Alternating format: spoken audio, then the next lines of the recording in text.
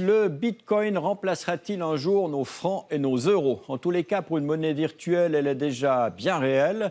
Toujours plus de commerces les acceptent. C'est le cas à Genève d'une crêperie et même d'un salon érotique. Tout ce que vous avez toujours voulu savoir sur le Bitcoin, le bien nommé Philippe Lugassi.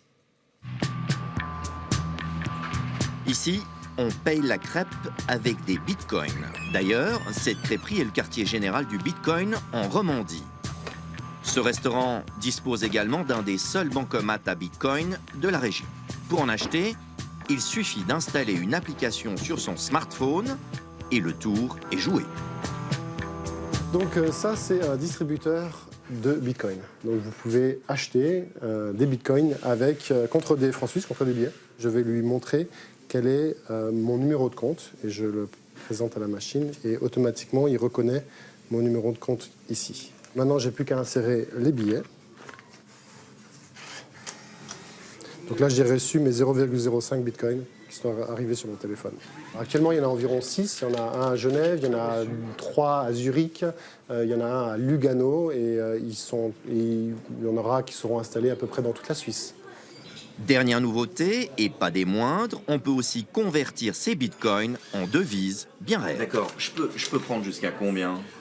Ça dépend de combien il y a d'argent dans la machine. En gros, en fait. 500 francs maximum par jour. 500 francs par jour.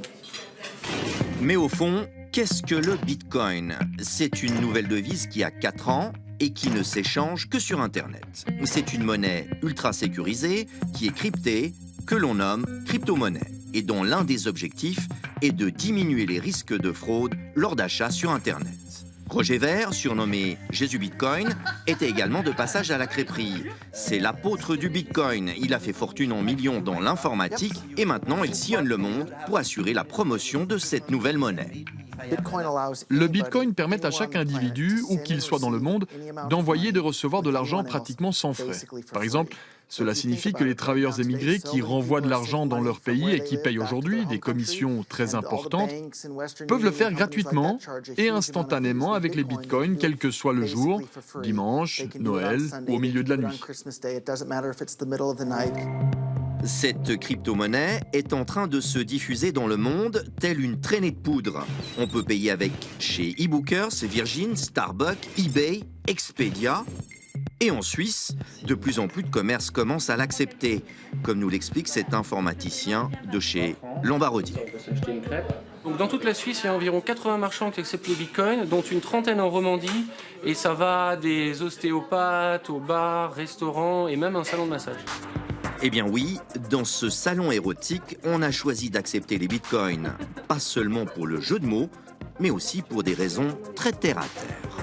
Une personne qui ne serait pas venue ici pour des questions de discrétion, avec le Bitcoin, il peut venir, puisque ça lui permet un paiement, tout ce qu'il y a de plus discret. Cela dit, Jésus Bitcoin n'est pas venu en Suisse pour manger des crêpes et se faire masser. Il est là pour donner une prestigieuse conférence à l'IMD.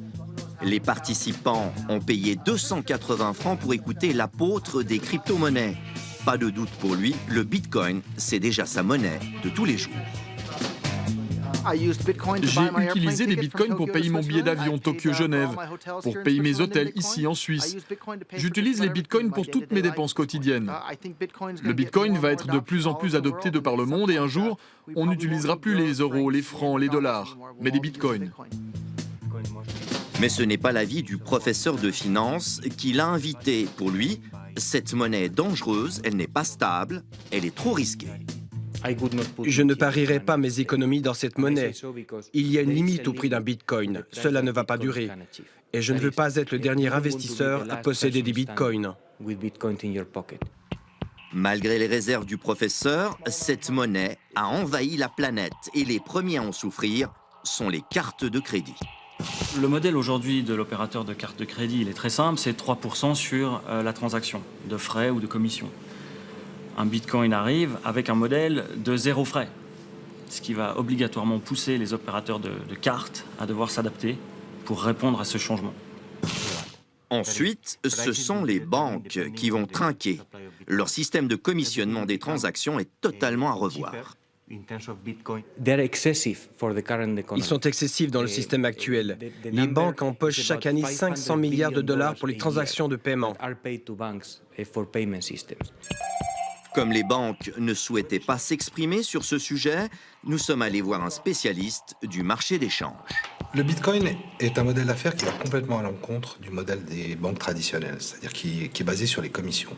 Donc ce serait se tirer une balle dans le pied que rentrer dans l'idée de faire du Bitcoin. En l'état, en Suisse, les banques ne traitent pas le Bitcoin, avec le risque d'avoir une révolution de retard. Mais tout n'est pas rose dans le monde du Bitcoin. Pour le consommer et l'utiliser, il faut avoir le cœur bien accroché. C'est une monnaie très jeune, qui a une capitalisation encore un peu faible par rapport à d'autres monnaies et qui intéresse des investisseurs qui prennent beaucoup de risques. Et cette monnaie attire des spéculateurs qui font fortement varier le coût du Bitcoin. Voyez donc ce graphique, la volatilité est impressionnante. À son lancement, le Bitcoin valait 1 franc, il est monté à 1000 et aujourd'hui il vaut environ 320 francs et il a fait des émules. Aujourd'hui, le Bitcoin reste le leader, mais il a des compétiteurs qui arrivent derrière. On a à peu près, je crois, aujourd'hui environ 470 petits frères de Bitcoin qui sont aujourd'hui sur le marché. Mais c'est assez rare de voir aussi rapidement autant de projets parallèles se développer. Philippe Lugassi, bonsoir. Bonsoir. Vous en avez des bitcoins? Ben là, j'en ai amené une fraction de Bitcoin, 0,01, ça veut dire à peu près 3 francs. Mais ça, c'est un peu l'exception parce que le Bitcoin, c'est une monnaie virtuelle qui n'est pas physique. Alors, on la trouve où? On a vu dans le reportage, il y a un seul bancomat en Suisse romande. Vous les trouvez où, ces bitcoins? Alors, vous les trouvez en mettant à disposition la force de calcul de vos ordinateurs. C'est-à-dire, on met des ordinateurs en réseau et ainsi, on crée des bitcoins. C'est-à-dire, on assure la sécurité des transactions du bitcoin et ainsi, on reçoit en retour des bitcoins. Alors, ces monnaies qui échappent aux banques, est-ce qu'un jour, ça pourrait leur poser un réel problème?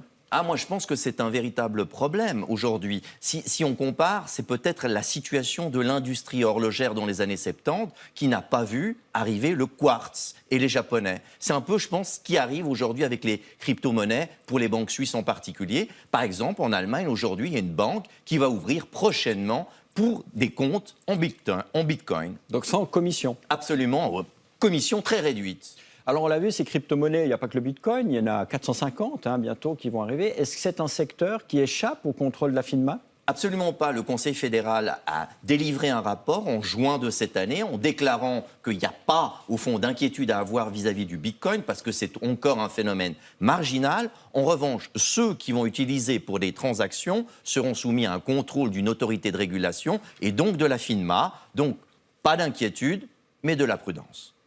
Et comme on n'arrête pas le progrès, on pourra bientôt tout payer avec son smartphone. Il n'y aura plus de billets, plus de monnaie. Vous allez nous montrer la toute dernière nouveauté. C'est la suite de votre reportage. D'ordinaire, lorsqu'on va au bistrot, on sort sa carte de crédit et le serveur ou le patron débarque avec un terminal. Vous mettez votre code ou apposez votre signature. C'est la version papy. Merci. Aujourd'hui, ça, c'est vraiment compliqué à installer. C'est pas quelque chose qu'on peut immédiatement mettre en place. Ça coûte cher, donc ça crée une barrière d'entrée. Il y a quand même beaucoup d'endroits où on peut pas payer avec sa carte parce que le commerçant juge que c'est trop cher. Sachez qu'un terminal, ça coûte 1900 francs. Il faut bien entendu un compte en banque dédié, et ceci sans compter un abonnement pour assurer la maintenance. Stéphane Menkes, patron de 4 restaurants branchés.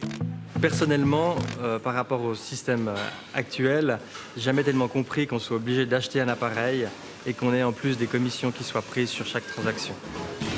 De plus, les cartes de crédit ont fortement tendance à conserver longuement votre argent au détriment du commerçant.